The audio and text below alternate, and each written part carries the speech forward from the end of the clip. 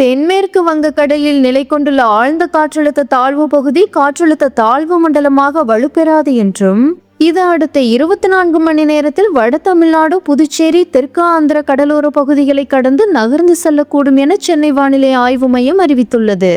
வங்காள விரிகுடாவில் உருவான தீவிர காற்றழுத்த தாழ்வு பகுதி மண்டலமாக வலுப்பெறாது என இந்திய வானிலை ஆய்வு மையம் தெரிவித்துள்ளது. மேலும் அது அடுத்த 24 மணி நேரத்தில் மேற்கு நோக்கி நகர்ந்து கரையை கடக்கும் எனவும் அறிவிக்கப்பட்டுள்ளது.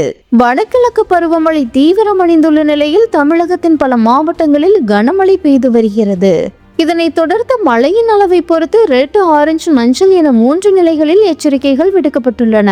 தென்மண்டல வானிலை ஆய்வு மையம் வெளியிட்டிருந்த தகவலின்படி அக்டோபர் 21ஆம் தேதி காலை தென்மேற்கு வங்கக்கடல் பகுதியில் ஒரு காற்றழுத்த தாழ்வு பகுதி உருவாகி பின்னர் அது ஆழ்ந்த காற்றழுத்த தாழ்வு பகுதியாக வலுப்பெற்றது.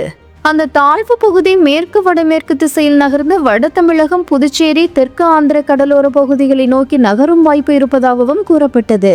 ஆனால் புதிய மதிப்பீட்டின்படி அந்த காற்றழுத்த தாழ்வு பகுதியானது மண்டலமாகவோ அல்லது புயலாகவோ வலுப்பெறாது என இந்திய வானிலை ஆய்வு மையம் உறுதிப்படுத்தியுள்ளது. இது அடுத்த 24 மணி நேரத்தில் கரையை கடக்கும் என தெரிவிக்கப்பட்டுள்ளது.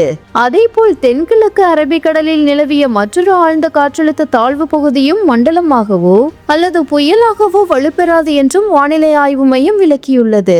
இந்த தாழ்வு பகுதி தாக்கத்தால் பல இடங்களில் கனமழை பதிவாகியுள்ளது. புதுச்சேரி பெரிய காலாப்பேட்டையில் அதிகபட்சமாக 25 சென்டிமீட்டர் மழை பெய்துள்ளது.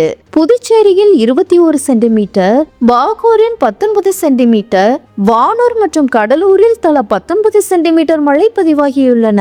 இதன் விளைவாக வடகிழக்கு பருவமழை இன்னும் சில நாட்கள் தீவிரமாக இருக்கும் எனவும் மீனவர்கள் கடலுக்கு செல்ல வேண்டாம் எனவும் வானிலை ஆய்வு மையம் எச்சரிக்கை விடுத்துள்ளது.